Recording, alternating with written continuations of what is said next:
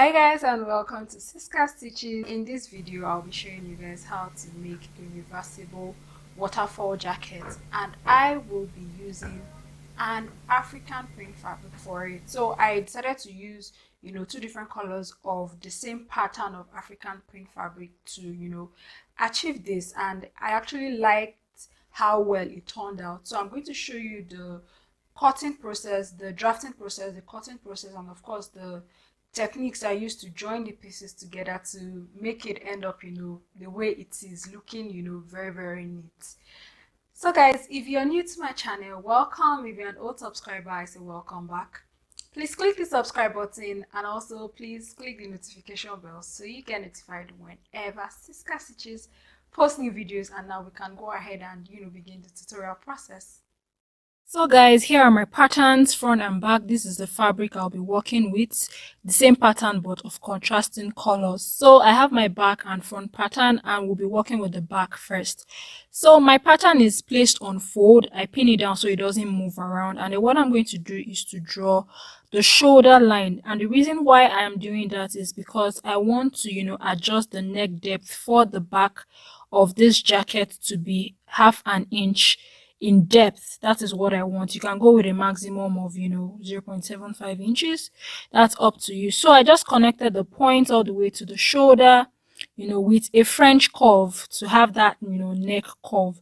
The next thing I'm going to do is to add a 1/2 inch seam allowance at that neck depth area, and I'll be adding 1/2 inch seam allowance as well to the shoulder slant and then the armhole curve. My pattern doesn't have seam allowances on seam allowances, so that's why I'm adding my seam allowance on my fabric. So once I'm done with the armhole, I'm going to go ahead and move to the side seam.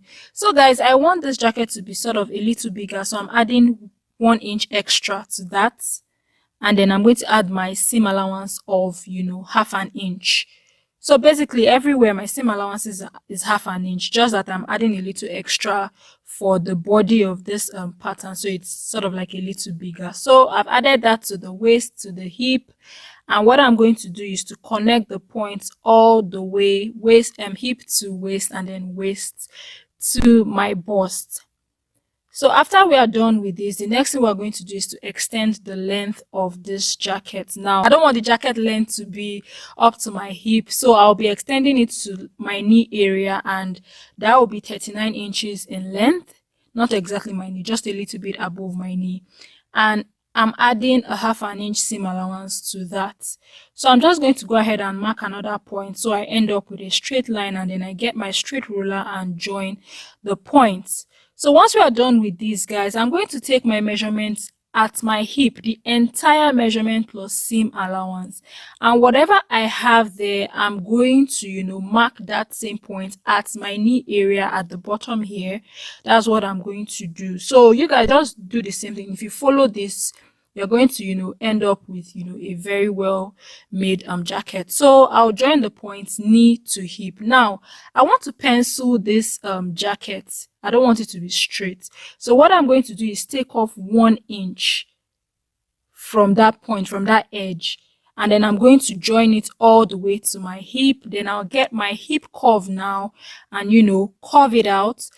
Use the same thing, or get a French curve and then smoothing the waistline area, and then that is it. We are going to go ahead and cut the pattern out because we are all done with this. So whatever I have here, because I want this to be reversible, I'm going to cut it out on the other color of the fabric. So that's exactly what I'm going to do. So once I'm done cutting, guys, this is what we have, and then I'll go ahead and cut the front piece. Now the rest of my fabric is folded into two. I have the back pattern right here, the one I just cut out, with the paper pattern as well, as you can see. So that is what I have. Now what I'm going to do is to adjust the neck depth of the front. So I don't want it to be that deep, so I'll make it 3 inches, as you can see right here at the tape rule. I just hope you can see that from the initial marking there. I'm just going to mark that point add a 1/2 inch seam allowance at the top because I want the neck depth to be exactly 3 inches, and then I ensure that the line is straight all the way to this point. So whatever I have here now, what I'm going to do is to draw a straight line from that end all the way to, from that end right there all the way to the top. Now, this is what I have. I'm just going to go ahead and, explain what I'm going to do here. I'm going to create a curve around this point because I want the jacket not to be, I don't want it to have that straight look. I want it to be curved. Another thing you can do is to divide that diagonal line into two. Measure it and divide it into two. Mark about 2.5 inches upwards, and then from that point up, just create your curve. So it's as simple as that. So you can equally do that or just use your free hand. So right here, I have about 12 point something inches from the center front or center back down to the end of my fabric. So that is just what I got to use. So I'm just going to mark that shoulder line there, and then mark the center front line right there so that it will be easy for me to connect my connect the neckline of the front pattern. So I'm just going to loosen that part up, as you can see now, and then just from that point connect, draw a curve, creating the neckline for the front. So that is what I have, guys. I'm going to go ahead and now cut out the shoulder slant. We're not going to cut out the armhole yet because armhole for front pieces of fabric are usually more different than the armhole for the back piece. So I'm just going to use the back pattern right here to draw out the armhole curve for the back. Just cut out the rest of the fabric, this part, so that it will be easy for me to take it off. So I'm going to take this off. Take my front pattern now, place it like so. You can see the armhole for the front is usually more inwards. So what I'm going to do is to just mark it out and then, just cut it out. So it's as easy as that. Very, very easy. So that's what I did. And now we are going to cut it out.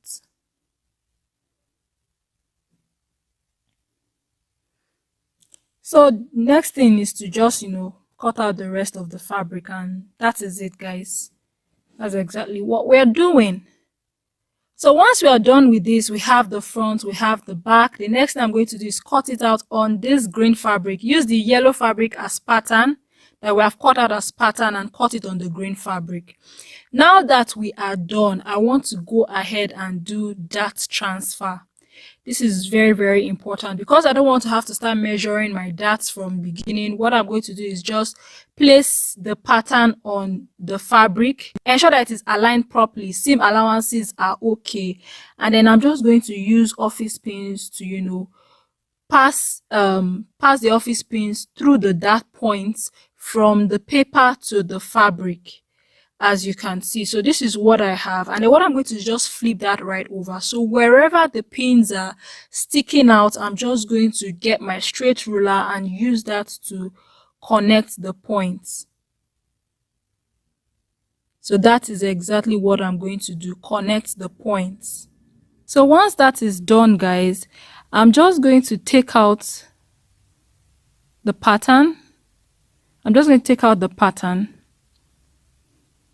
And then I realized something, that the pins made some holes on the fabric. So I'm just going to, just trace out those points where the holes are.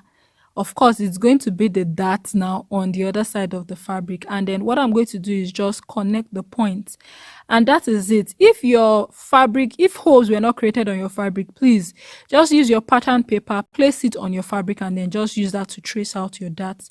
And then that's it, guys, for dart transfer. So it's the same thing you're going to do for all the other fabric pieces, which is what I did.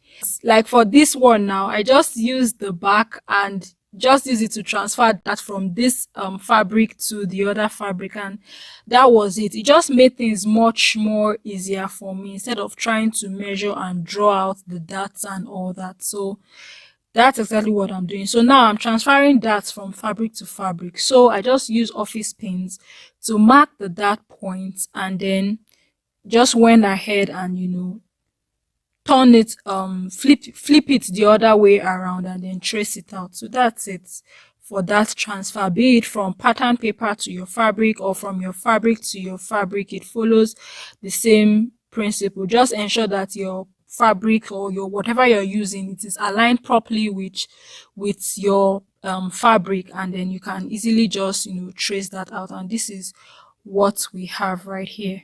It just makes your work much more faster anyways, because I hate drawing that from the beginning. It's not that hard now. So I'm just going to go ahead and sew that on all the fabric pieces, and then once I'm done with that, I'm going to take the front and back of the same fabric color, and I'm going to join the side seams by 1/2 inch seam allowance, join the shoulder slants by 1/2 inch seam allowance. So I do this for this fabric and then do this for the other fabric, so that we have each piece separate. So you're going to have individual waterfall jackets separate for the different colors of fabrics that you have. So once I'm done sewing the side seam and the shoulder slant, I'm going to place them on top of each other with right sides touching. So very, very important. And ensure that the shoulder seams are matched together. So once they are matched, I'm just going to go ahead and use my dressmaker pins to pin this down. This is very, very key. If they are not aligned after pinning, then something is wrong somewhere with your sewing. So once it is pinned down, we're going to go ahead and be sewing this with a 1/2 inch seam allowance. The neckline, basically everywhere is going to be sewn with a 1/2 inch seam allowance. The bottom, the neckline, the slant extension at the front area that will give the waterfall effect, everywhere is going to be sewn with a 1/2 inch seam allowance. We're not going to sew the armhole now, because we're going to be using that to turn the fabric. So we're not going to sew that now. So guys, I've sewn the bottom, and for this waterfall jacket, it is very, very important that you top stitch. So you can top stitch in any direction that you want. Just ensure that the direction you're going to be top stitching, ensure that it is uniform all over the entire part of your waterfall jacket, so that the stitches or the stitches you are going to make will show just on one pattern of your fabric. So what I'm going to explain this further, because what I did was to top stitch on the yellow part of the fabric that is on the wrong side. I top stitched there, and the stitch is going to show on the green fabric on the right side. So I top stitch on the yellow side on the wrong part of the fabric, and you're going to see that the stitch is going to show on the green part or the blue part of the fabric on the right side. So as you can see, the stitch is on the green part. So that's basically it, guys, and I ensure that it is uniform all over the entire part of this fabric. So once that is done, I'll go ahead, the bottom is done, I'll go ahead and do the neckline, sew it, top stitch and notch. Your neckline is kind of curved, so it is very, very important that you notch it so that it can sit well on your neck when you're wearing this jacket. So sew, top stitch, notch, very, very important. And then once that is done, we are going to go ahead and turn this fabric inside out through the armhole. So this is what we have. It is notched, it is top stitched, everything is done. Cut off the excess bulk around corners, basically the parts that you are going to poke out, so that it doesn't look bulky at those points. And I'm going to get to my armhole now. You just need one part of your armhole to actually turn this, and then just turn everything inside out. So that's it, guys, with this jacket, and we're practically done with this. The next I'm going to show you is basically just how to sew the armhole area, which is very, very important. Your closing is actually very, very important. So this is what I have. I'll be using a fabric scissors to poke out the points, the edges that needs poking out. And I want to mention this again. Make sure you top stitch. If you do not top stitch, your jacket is actually going to look quite poofy even after you press it. So top stitching basically just helps you to hold just ensure that the fabric lays down nicely. So now after poking it out, I'll come to the armhole area, and what I'm doing is making tiny notches. Why am I making tiny notches? It's so that it's going to make folding this armhole quite easy. If you don't do this, you're going to have difficulty actually folding and sewing your armhole area. So that is why I'm notching. And I'm notching because this is a curved part of your dress, so it can sit well too. So this is what I'm doing. I'm folding each fabric inwards with a 1/2 inch seam allowance.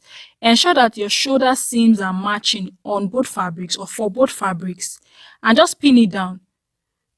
So fold 1/2 inch in of one fabric, fold 1/2 inch of the other one. Ensure that it is edge to edge, and then just pin down. And I'm just going to do this round the entire part of the armhole area, as you can see. So just notch, and what notching does, it just spreads the edge of the armhole so that you can actually pin it well. And this is what we have, and you can see that it is actually sitting very nicely. So I'm just going to go ahead and take this to my sewing machine and sew it very well. Ensure that it is edge to edge. If one fabric is sticking out more than the other, it's not going to look nice, especially when you want to wear the other side, and it's not going to look well. So just ensure that it is edge to edge. That is very important. And then sew very close to the edge of the armhole area, basically just 1/8 of an inch. And once that is done, I'll do this for the other side, and then this is what we have. So guys, I hope you enjoyed this tutorial. I hope it was helpful to you. You can see the yellow part on the outside, the blue part on the outside as well, so you can wear it either ways. Thank you for watching.